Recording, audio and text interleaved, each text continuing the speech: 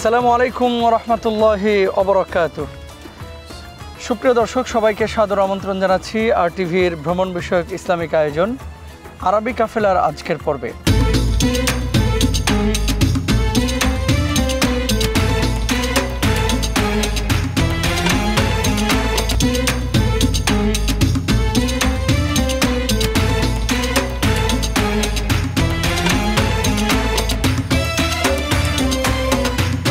Title sponsor Live Boy. Award by Pran Recipe Mix. Co-sponsor Shima Steel SARM. প্রিয় দর্শক, আমরা প্রতিদিনই মিশরের গুরুত্বপূর্ণ বিভিন্ন ইসলামিক স্থাপনা আপনাদের সামনে তুলে ধরি ইতিহাস এবং তথ্যচিত্র। আজকে আমরা মিশরের কায়রো থেকে প্রায় 150 কিলোমিটার দূরে অবস্থিত কারুনের এলাকায় এসেছি। যে কারুনের অনেক গল্প, অনেক তথ্য আমরা অনেকেই ইতিপূর্বে শুনেছি। আমাদের পেছনে যে নদীর মতো লেকটি দেখতে পাচ্ছেন, এই লেকটির নাম হচ্ছে বুহায়রা কারুন। আমরা সম্মানিত শেখ সাদিকুর রহমান আল আজহারের কাছে যে বিষয়টি জানতে যাচ্ছি, মোহতারাম শেখ, কারুনের ব্যাপারে পবিত্র কুরআনুল কারিমে অনেক কথা বলা হয়েছে। এই যে আমরা এখন যে বুহায়রা কারুনের পাশে আছি, এর ইতিহাস সম্পর্কে যদি আমাদেরকে বলতেন। আলহামদুলিল্লাহি রাব্বিল আলামিন ওয়াসসালাতু ওয়াসসালামু আলা রাসূলিহিল আমিন সুম্মা আম্মা বা'দ। আল্লাহ পাকের শুকরিয়া আদায় করছি। পবিত্র কোরআনুল কারিমে সূরা কাসাসে বর্ণিত ৭৬ নং আয়াতে কারিমা থেকে লম্বা আলোচনা করা হয়েছে কারুনকে নিয়ে।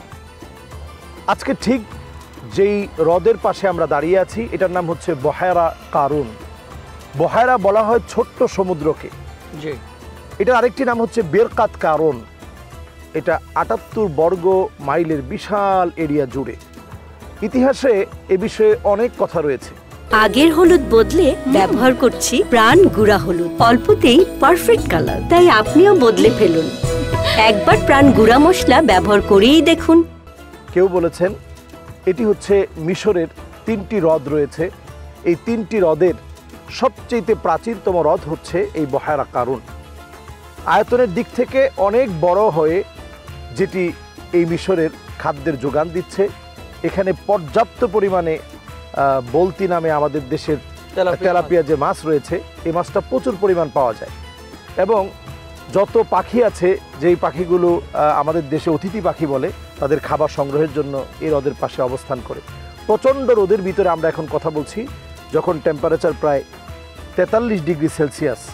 এই বুহায়রা কারুনে আল্লাহ রাব্বুল আলামিন অনেক নিদর্শন রেখেছেন। প্রত্নতাত্ত্বিকরা গবেষণা করে এখানের এমন অনেক প্রত্নতাত্ত্বিক নিদর্শন পেয়েছে যেগুলো হাজার হাজার বছরের পুরানো।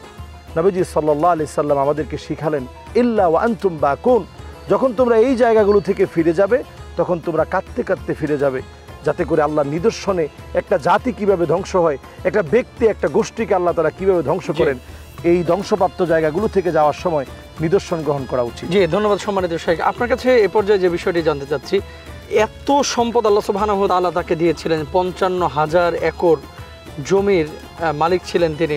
পাশাপাশি ধনভাণ্ডারও অনেক তার ছিল, যেখানে উট ব্যবহার করা হতো শুধুমাত্র ধনভাণ্ডারের চাবি বহনের জন্য। আপনার কাছে যে বিষয়টি আমি এ পর্যায়ে জানতে চাচ্ছি, এই যে বুহায়রা কারুন, আমরা এখন যে জায়গাটায় দাঁড়ানো, আসলে এটা কি আযাবপ্রাপ্ত এলাকা, নাকি কারণের সম্পদ এখানে ছিল, আল্লাহ সুবহানাহু ওয়া তাআলা সম্পদকে সম্পদের জায়গায় রেখে তার সম্পদগুলোকে প্রথিত করে দিয়েছে বা গ্রথিত করে দিয়েছে, এরকম কোনো বিষয় আছে কিনা এখানে?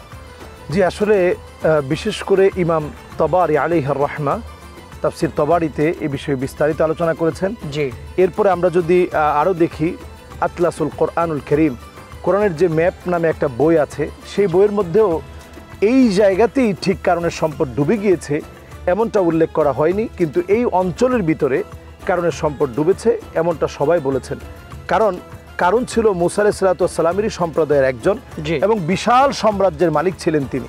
তো তার এই সম্পদ পতিত হওয়ার জন্য নবী মূসা আলাইহিস সালাতু ওয়াস সালাম সেজদায় পড়ে আল্লাহর কাছে কাঁদতেছিলেন যে, আল্লাহ, তাকে তুমি পাকড়াও করো, সে আমার নামে যে অপবাদ দিয়েছে, আল্লাহ তুমি তাকে পাকড়াও করো।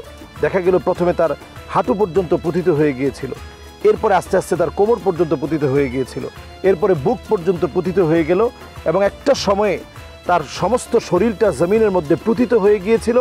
যে সমস্ত প্রাসাদগুলো ছিল সেগুলো চূর্ণ বিচূর্ণ হয়ে নিচের দিকে পতিত হয়ে গিয়েছিল। এমন হাদিস ইবনে আব্বাস রাদিয়াল্লাহু তাআলা আনহু তিনিও উল্লেখ করেছেন, হাদিসের মধ্যে এসেছে, অন্যান্য ধর্মগ্রন্থের মধ্যে তালমুদের ভিতরেও এই বিষয়টি উল্লেখ হয়েছে যে কারুনকে আল্লাহ তাআলা একেবারে সমূলে তার সম্পদ সহ আল্লাহ তাআলা পতিত করে দিয়েছে। ধন্যবাদ সম্মানিত শেখ। প্রিয় দর্শক, আপনারা দেখছেন আপনাদের প্রিয় অনুষ্ঠান আরবি কাফেলা। সময় হয়েছে ছোট্ট একটি বিরতিতে যাবার। বিরতির পরে আমরা আরও কিছু চমকপ্রদ তথ্য এবং চিত্র আপনাদের সামনে তুলে ধরবো। আশা করছি আমাদের অপেক্ষায় থাকবেন ইনশাআল্লাহ।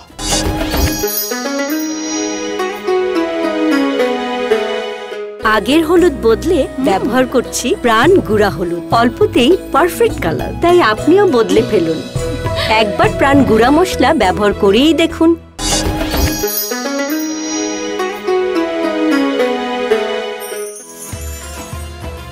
আলহামদুলিল্লাহ, বিরতির পরে আবারও সবাইকে সাদর আমন্ত্রণ জানাচ্ছি। প্রিয় দর্শক, আপনারা দেখছেন আপনাদের প্রিয় অনুষ্ঠান আরবি কাফেলা। আমরা এখন বুহায়রা কারুনের পাশে, লেকের পাশে দাঁড়ানো আছি। সম্মানিত শাইখের কাছে আবারও চলে যাচ্ছি। সম্মানিত শাইখ, আল্লাহ সুবহানাহু ওয়া তাআলা মানুষকে সম্পদ দেন, আবার আল্লাহ তাআলাই ছিনিয়ে নেন।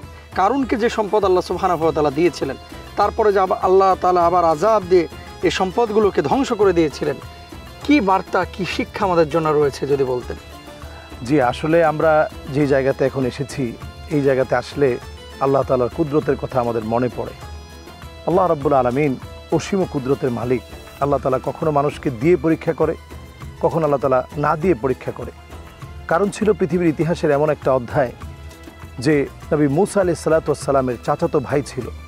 এমনটাই ইবনে আব্বাস রাদিয়াল্লাহু তাআলা আনহু তিনি উল্লেখ করেছেন, এবং অন্যান্য কিতাবের মধ্যেও বিষয়টা এভাবেই এসেছে যে মূসা আলাইহিস সালাতু ওয়াস সালামের আত্মীয় হওয়ার পর প্রথম যুগে কারুন কিন্তু নবী মূসা আলাইহিস সালাতু ওয়াস সালামের সাথেই কাজ করত এবং বনি ইসরাইলের অন্তর্ভুক্ত ব্যক্তি ছিলেন। এবং নবী মূসা আলাইহিস সালাতু ওয়াস সালামের আব্বা এবং কারুনের বাবা তারা ছিল আপন ভাই। সেই বংশ থেকে আসা দরিদ্র পরিবারে বড় হওয়া কারুন আল্লাহর কাছে চেয়েছিলেন। কোরআন কারীম আল্লাহ তাআলা বলছেন, ইন্না কারুনা কানা মিন কওমি মূসা। মূসা আলাইহিস সালাতু ওয়াস সালামের সম্প্রদায়ের লোক হয়ে আল্লাহ রাব্বুল আলামিনের কাছে যখন চাইলেন, আল্লাহ তাআলা তাকে অডেল সম্পদের মালিক বানিয়ে দিলেন। ফাবাগা আলাইহিম, এরপরে তার অবাধ্যাচরণ শুরু হয়ে গেল। অবাধ্যাচরণটা এতটা বেড়ে গিয়েছিল, সে তখন অহংকার করে প্রায় বলতো যে এই সম্পদ আমি আমার শক্তি বলে, আমি আমার মেধায়, আমি আমার ক্ষমতায় এই সম্পদ অর্জন করেছি। নাউযুবিল্লাহ, নাউযুবিল্লাহি মিন যালিক। আমাদের দেশেও কিন্তু এরকম মানুষ আছে। আমরা বলি যে আমি এই সম্পদ আমার চেষ্টায় আমি পেয়েছি। না, আপনি আপনার চেষ্টায় পাননি, আল্লাহ তাআলা আপনাকে দিয়েছেন। কে কতটুকুন পাবে সবগুলো কিন্তু কদরাম মাকদুরা, আল্লাহর কাছে লিপিবদ্ধ আছে। আল্লাহ তাআলা কারুনকে বিশাল সম্পত্তি দিয়ে আল্লাহ তাআলা পরীক্ষা নিয়েছিলেন। ফলশ্রুতিতে দেখা গেল অল্প সময়ের ব্যবধানেই যেই মানুষটা প্রথম যুগে আল্লাহর একত্ববাদে বিশ্বাস করে আল্লাহর কাছে চেয়েছিল, সে মানুষটার অবাধ্যাচরণ আল্লাহর এত বেশি রাগ আর ক্রোধের কারণ হলো আল্লাহ তাআলা তার টোটাল সম্পদ, তার জনবল সহ, যারা একটু আগেই কারুনের প্রশংসায় মত্ত ছিল, যারা বলতো এত সম্পদ কারুনের, যখন কারুনের হাঁটু পর্যন্ত গেড়ে গেল, একটা লোকও তার পাশে আসেনি। সবাই বরং বৎসনা করতে করতে বলল, আহারে কারুনের কি পরিস্থিতি হলো। যখন কোমর পর্যন্ত গেড়ে গেল, একটা লোকও পাশে টেনে উঠানোর জন্য আসেনি। আল্লাহর আযাবটা এত ভয়াবহ। আল্লাহ তাআলা এখান থেকে বুঝিয়ে দিচ্ছেন, অহংকার কখনো বান্দার হতে পারে না, অহংকার একমাত্র আল্লাহ রাব্বুল আলামিনের। ধন্যবাদ মোহতারাম। সবশেষ যে প্রশ্নটি আপনার কাছে করতে যাচ্ছি, মানে আমরা উত্তর জানতে চাই, সেটি হচ্ছে এই যে বুহায়রা কারণ, এই স্থাপনাগুলো আমাদের দর্শকদের সামনে যে আমরা তুলে ধরছি, মেসেজটা আসলে কি, আমরা কি জানাতে যাচ্ছি, কি বোঝাতে চাচ্ছি? যে আসলে এই জায়গাগুলোতে এসে আমরা যে মেসেজটুকুন আপনাদেরকে সবসময় বলতে চাই যে আল্লাহ রাব্বুল আলামিনকে চিনুন, আল্লাহ রাব্বুল আলামিনকে জানুন, আল্লাহর বরত্ব সম্পর্কে আমাদের নিজেদের মনকে সবসময় আল্লাহর সামনে ছোট করে অবনত করুন। আলী রাদিয়াল্লাহু তাআলা আনহু এই সমস্ত জায়গায় এসে দুটি বিষয় মানুষকে শিক্ষা হিসেবে প্রতিনিয়ত তিনি বলতেন। তিনি বলতেন, লা ইয়াখাফান্নাল আবদু ইল্লা যামবাহ ওয়া লা ইয়ারজুওয়ান্না ইল্লা রাব্বাহ। শুধুমাত্র আল্লাহ রাব্বুল আলামিনের কাছে লা ইয়াখাফান্নাল আবদু ইল্লা যামবাহ, নিজের গুনাহগুলোকে আপনি সবসময় আল্লাহর কাছে ভয়ের কারণ হিসেবে মনে করেন যে আল্লাহ আমি অনেক অন্যায় করে ফেলেছি, অহংকার করে ফেলেছি। অহংকারীদের যুগে যুগে যে পরিণতি হয়েছে, আল্লাহ আমার পরিণতি তো এর চাইতে ভয়াবহ হতে পারে। জালেমদের এই সমস্ত জায়গাগুলো থেকে শিক্ষা নেওয়া উচিত যে আল্লাহ তাআলা কত বড় বড় জালেমদেরকে মূলোৎপাটন করে দিয়েছেন। ওয়ালা ইয়ারজুয়ান্না ইল্লা রাব্বাহ, আর একমাত্র শুধুমাত্র আশা করতে হবে আল্লাহ পাকের কাছে। তিনিই সম্পদ দিতে পারেন, তিনি ছিনিয়ে নিতে পারেন, আবার তিনি চাইলে এগুলোকে ধ্বংসস্তূপে পরিণত করতে পারেন। সম্মানিত শেখ, জাযাকাল্লাহ আপনার মূল্যবান সময় দেওয়ার জন্য। আমরা ডেকে নিচ্ছি আমাদের মোহতারাম হাবিবুল বাশার আল আজহারি সাহেবকে। যে আপনি প্লিজ আমাদের এখানে একটু আসুন। আপনার কাছে সবশেষ 1 মিনিট আমরা একটা বিষয় জানতে চাই। জি, এখানে আসেন প্লিজ। আপনার কাছে যে বিষয়টি জানতে চাচ্ছি, বাংলাদেশ থেকে অনেক মানুষ থাইল্যান্ডে যায়, ব্যাংককে যায়, চায়নায় যায়, কিন্তু কিছু জায়গায় সফরটা আল্লাহকে চেনার জন্য যদি হয়, যেমন এই ধরনের আযাবপ্রাপ্ত এলাকাগুলো দেখলে অনেক সময় তো ভেতরে পরিবর্তন ঘটে যে আল্লাহ তাআলা কি না পারেন। এখান থেকে আপনি দর্শকদের উদ্দেশ্যে যদি দু একটি কথা বলতেন, যাদের সামর্থ্য আছে তারা এই সমস্ত জায়গায় কি আসবেন নাকি এমনি ঘোরাফেরা করবেন সফরের ব্যাপারে?